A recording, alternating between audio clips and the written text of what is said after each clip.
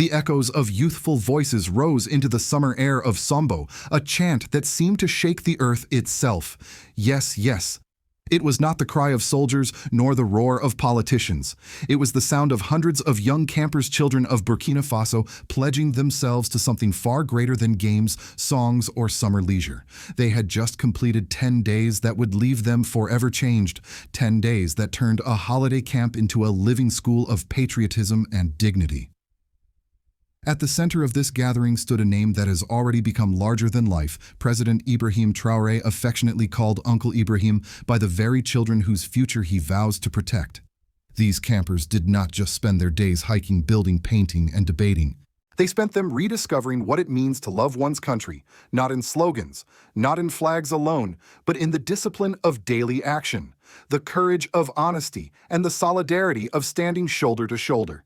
In a world that too often dismisses Africa as poor or broken, these children were told something radically different, that they are heirs to a rich land, rich in history, resources, and spirit, the land of men of integrity. And they believed it.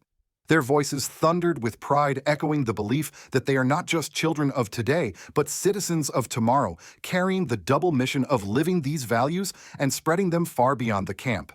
But here lies the deeper question for us watching from afar.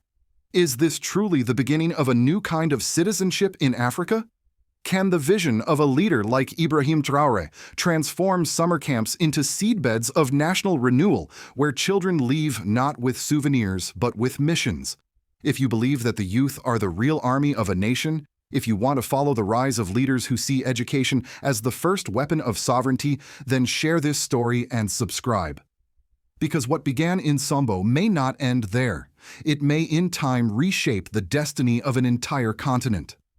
The holiday camp in Sombo 2025 was never meant to be an ordinary gathering of children passing the summer in games and laughter. From the first day, it was framed as something far larger, a school of citizenship, a proving ground where the youth of Burkina Faso would not only bond, but also be shaped into citizens who carry the weight of a nation's future on their shoulders. For 10 intense days, nearly 1,000 campers lived side by side. They rose early to discipline, to songs, and to physical training. Their days were filled not with idle play, but with tasks that reflected the very spirit of a nation under construction. Together, they paved nearly 1,000 square meters of a parade square with their own hands. They mixed and poured concrete laid slabs and left behind structures that could be used long after the camp had ended. For these children, building was not symbolic, it was tangible proof that they could create something lasting for their community. Alongside the physical trials came creative and intellectual challenges. The campers painted murals, produced works of art, and engaged in debates that stretched their young minds. Workshops on citizenship guided them through the meaning of Republican values, respect for one another, commitment to the common good, courage in the face of hardship, and above all, solidarity. The discussions were not abstract lectures. They were designed to bring history alive, to remind these children of the struggles their people had endured, of the heroes who had stood before them, and of the responsibility they now bore as heirs of Burkina Faso's legacy. Evenings were no less transformative. Around campfires and in gatherings of song, the campers lifted their voices together in hymns of fraternity and patriotism. These were not rehearsed performances for an audience, but living rituals meant to sink deep into the heart. Each song, each chant reinforced a truth repeated again and again throughout the camp, that patriotism is not a word or a flag, but a way of life reflected daily in respect, discipline, and sacrifice. The presence of the nation's leaders gave these lessons an even sharper weight. When the Prime Minister himself visited on behalf of President Ibrahim Traoré, the children were reminded that this camp was not an isolated event, but part of a larger vision. The Prime Minister congratulated them for enduring the trials, for building, for creating, for debating. He told them plainly they were no longer just children, they were now citizens in training, transformed by 10 days of discipline, solidarity, and courage. The young representative of the campers captured the spirit of those days in simple but powerful words. She stood before her peers and spoke with a trembling voice of gratitude for the discovery, the camaraderie, the lessons, but above all, for the love of country that had been awakened in each of them. She called Ibrahim Traoré Uncle Ibrahim, a term of intimacy that made the president not just a distant head of state, but a familial protector, someone who had gifted them useful holidays. It was a striking moment showing how leadership, when rooted in care and proximity, can cross the barrier between authority and affection. By the time the camp drew to a close, it was clear that something profound had taken place. The children did not simply leave with stories of hikes, sports, or paintings. They left with a shared sense of responsibility, a conviction that they carried the values of Burkina Faso in their words, their actions, and their behavior.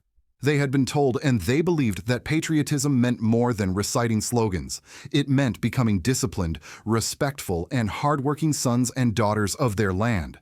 What unfolded in Sombo was not just the conclusion of a summer activity, it was the visible beginning of a strategy to mold the youth of Burkina Faso into a generation proud of their identity, conscious of their nation's history, and prepared to defend its sovereignty.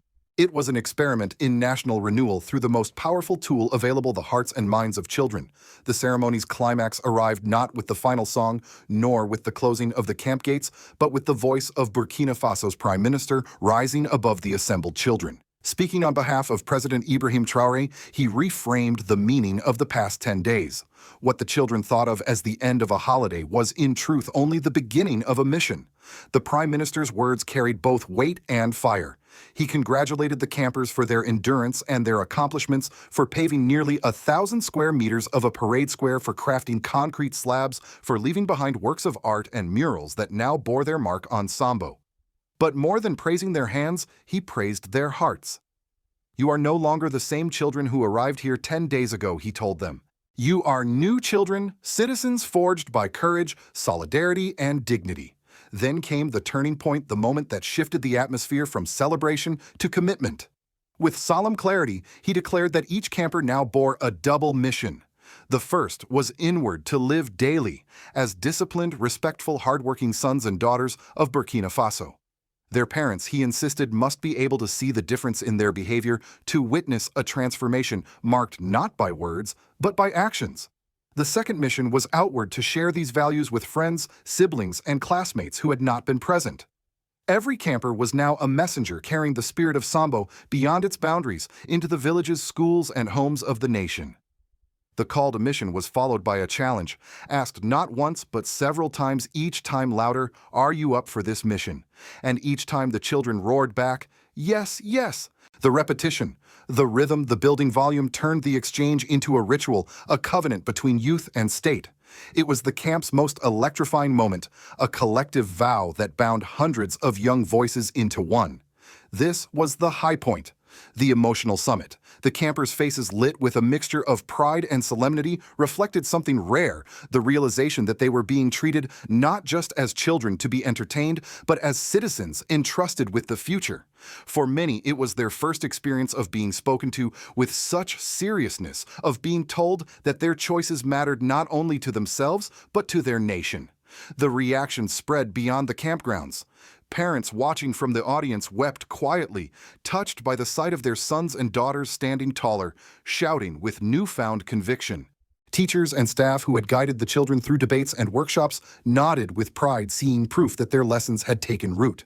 Even journalists present for coverage captured a tone unlike the usual reporting on Africa's youth, not as victims, not as restless agitators, but as a disciplined generation in training, and above all the figure of Ibrahim Traoré loomed, though absent in person. His title, Uncle Ibrahim, echoed like a refrain through the speeches, anchoring the emotional bond between the children and the presidency.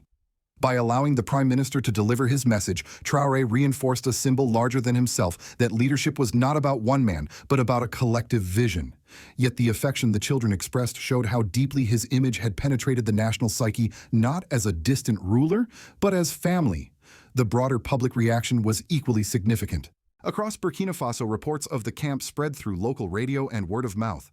Many adults who had grown up without such opportunities saw in this initiative the possibility of a new Burkina Faso, one in which patriotism was taught not in abstract slogans, but in shared labor, in discipline, and in community service.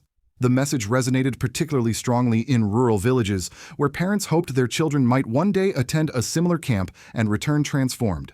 Thus, the climax of Sombo was not simply a loud yes shouted into the air. It was the forging of a contract, youth accepting responsibility, society witnessing their pledge, and leadership embedding the values of integrity and sovereignty into the very next generation.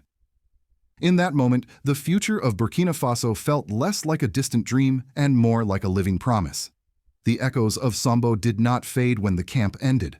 Instead, they rippled outward, carrying consequences that touched not only the children who attended, but also the broader society of Burkina Faso.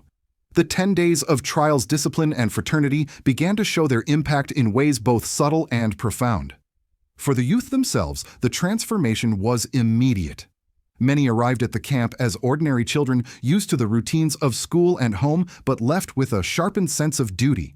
They had been told and shown that patriotism was more than waving a flag.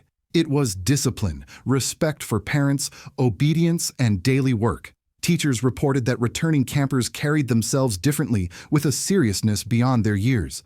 Parents noticed children rising earlier, helping more at home, and even correcting siblings with the words, "We must love our country."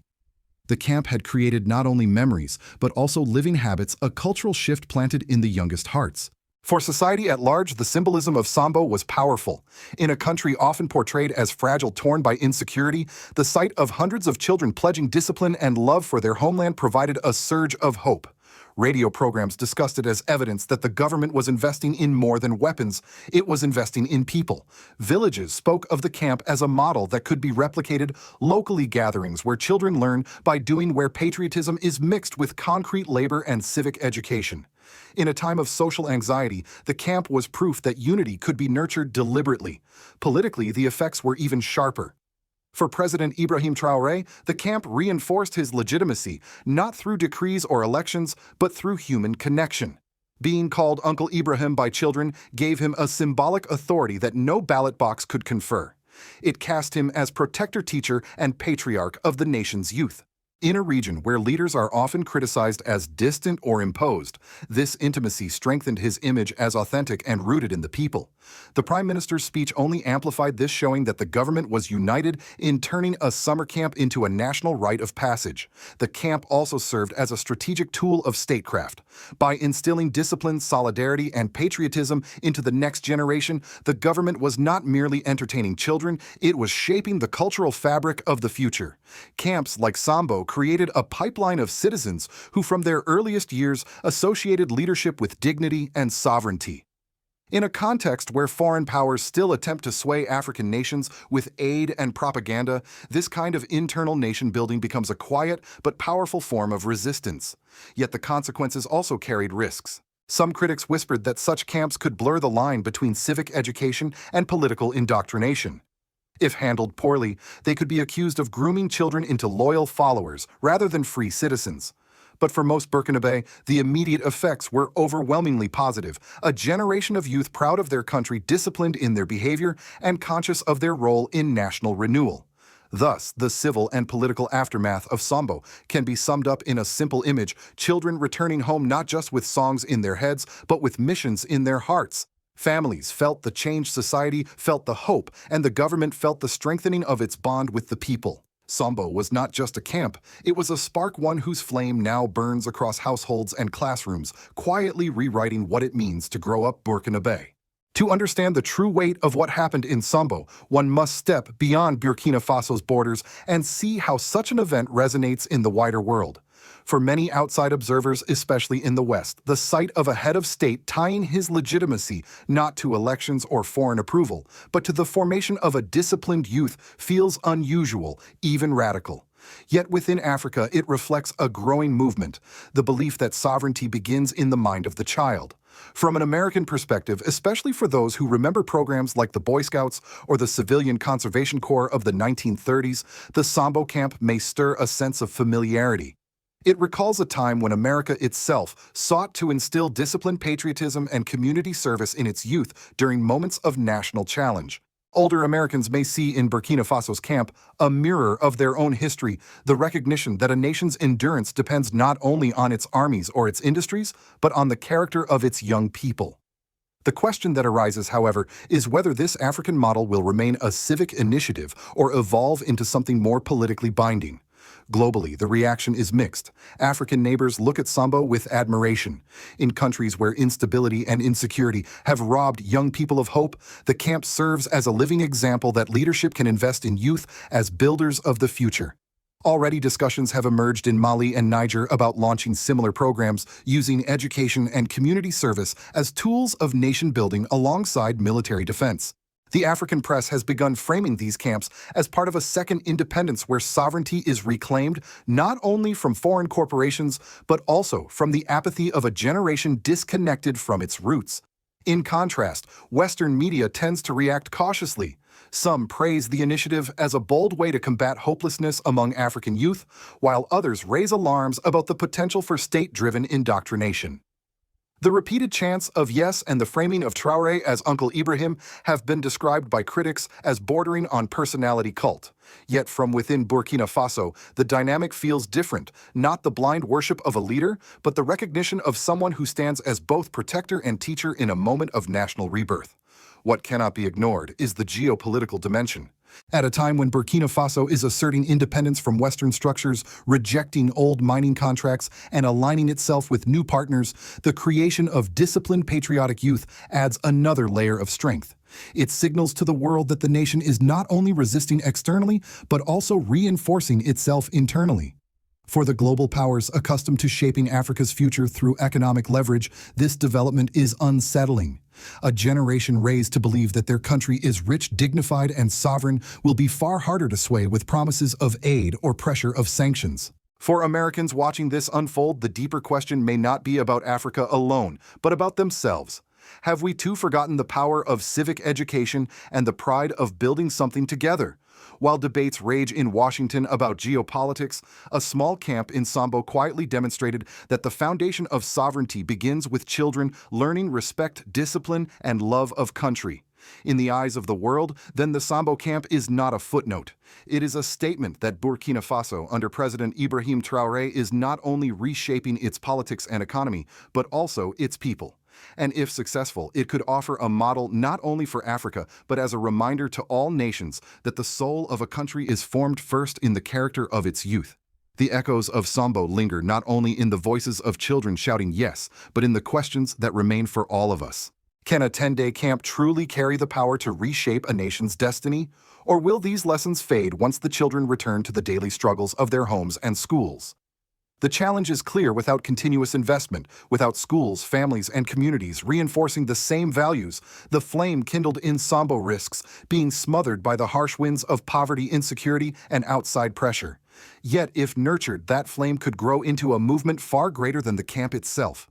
Imagine a Burkina Faso where every child year after year passes through such a school of life, emerging more disciplined, more respectful, and more determined to defend their homeland. Imagine those children becoming teachers, engineers, doctors, farmers, and leaders who see their work not as personal gain, but as service to the nation. That is the long vision behind Sombo, and it is a vision that speaks not only to Africa, but to the world. For Americans watching, especially those over 60 who remember times when patriotism and civic duty were taught hand in hand, the message is striking. Here is a young African president, Ibrahim Traoré, refusing to let his nation's future be dictated by others, choosing instead to begin at the roots, the character of his youth. It raises uncomfortable but necessary questions. Do you think that President Ibrahim Traoré's national reform strategies are truly effective?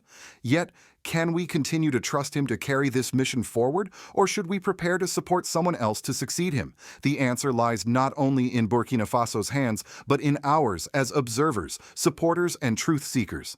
If we dismiss these stories as distant or irrelevant, we miss the chance to witness the rebirth of a nation.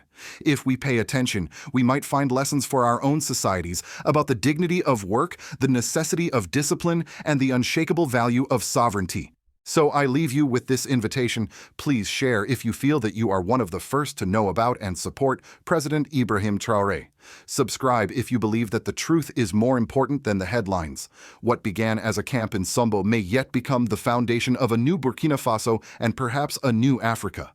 The question is whether we will watch it happen or whether we will walk alongside it.